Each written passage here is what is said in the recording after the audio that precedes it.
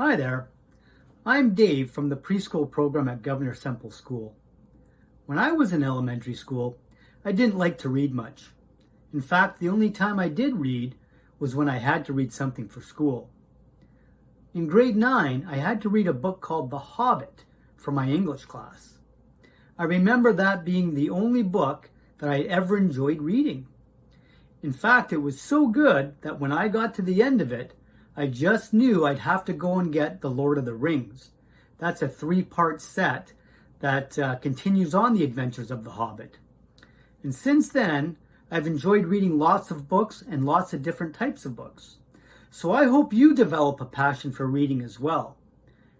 Today I'd like to read you a story called Anansi and the Talking Melon. It's an old African folk tale retold by Eric A. Kimmel, and Janet Stevens is the illustrator. Let's get started.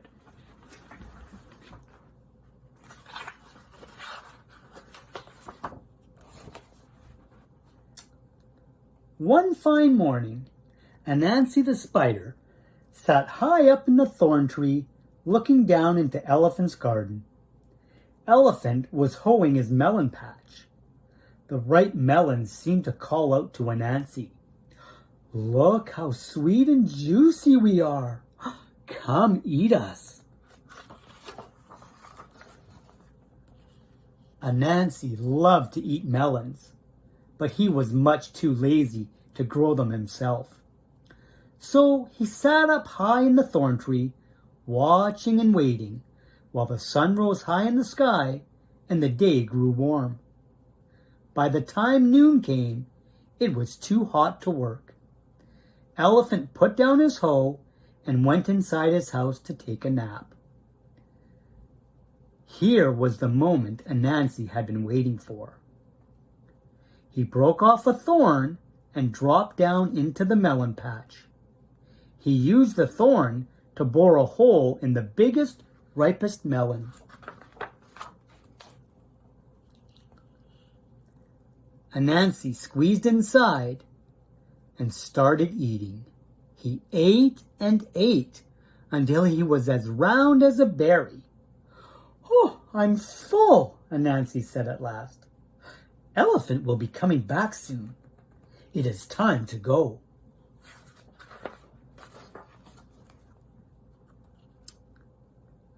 But when Anansi tried to squeeze through the hole, Anansi had a surprise. He didn't fit. The hole was big enough for a thin spider, but much too small for a fat one. "I'm stuck," Anansi cried. "I can't get out. I will have to wait until I'm thin again." Anansi sat down on a pile of melon seeds and waited to get thin. Time passed slowly. "I'm bored," Anansi said. "I wish I had something to do." Just then, he heard Elephant returning to the garden. Anansi had an idea. "When Elephant gets closer, I will say something. Elephant will think the melon is talking. What fun!" Elephant walked over to the melon patch. "Look at this fine melon. How big and ripe it is," he said, picking it up. "Ouch!" cried Anansi. Elephant jumped. "Ah! Who said that?" "I did." "The melon," Anansi said. "I didn't know melons could talk," said Elephant. "Of course we do. We talk all the time. The trouble is, you never listen." "I can't believe my ears," Elephant exclaimed. "A talking melon! Who could believe it? I must show this to the king."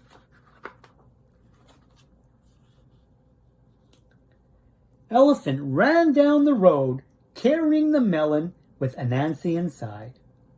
Along the way, he ran into Hippo. "What are you doing with that melon?" Hippo asked. "I'm taking it to the king," Elephant told him. "What for? The king has hundreds of melons." He doesn't have one like this, Elephant said. This is a talking melon. Hippo didn't believe Elephant. A talking melon? What an idea. That's as ridiculous as a skinny hippo, the melon said. Hippo got so angry, his face turned red. Who said that? Did you say that, Elephant? No, it wasn't me. It was the melon, Elephant said. I told you it talks. Do you believe me now? I do, Hippo exclaimed. I want to go with you. I want to hear what the king says when you show him this talking melon.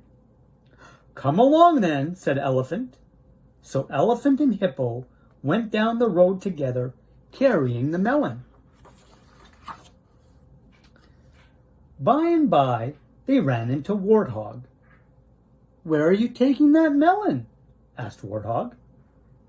We're taking it to the king, Elephant and Hippo told him. What for? The king has hundreds of melons, Warthog said. He doesn't have one like this, Hippo replied. This melon talks. I heard it. Warthog started to laugh. A talking melon. Why, that's as ridiculous as a handsome warthog, said the melon. Warthog got so angry he shook all over. Who said that? Did you say that, Elephant? Did you say that, Hippo? Of course not, Hippo and Elephant told him. The melon talks. Do you believe us now? I do, cried the warthog. Let me go with you. I want to see what the king does when you show him this talking melon. So Warthog, Elephant, and Hippo went down the road together, carrying the melon. Along the way, they met ostrich, rhino, and turtle. They didn't believe the melon could talk either, until they heard it for themselves. Then they wanted to come along too. The animals came before the king. Elephant bowed low as he placed the melon at the king's feet. The king looked down. Why did you bring me a melon? He asked Elephant. I have hundreds of melons growing in my garden. You don't have one like this, Elephant said. This melon talks.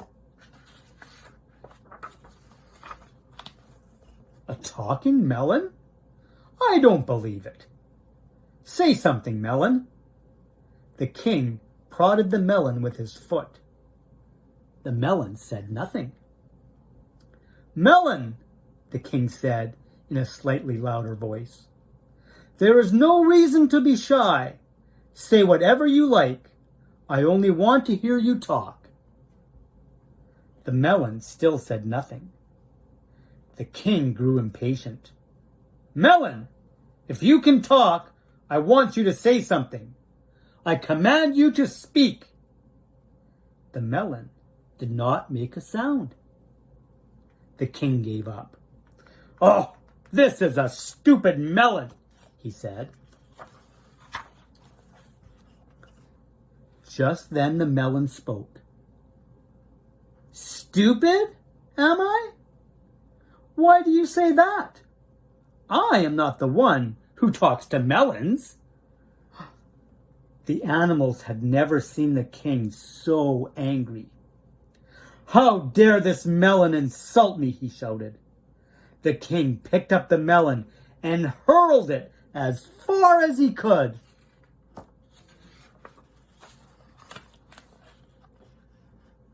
The melon bounced and rolled all the way to Elephant's house. Kapom!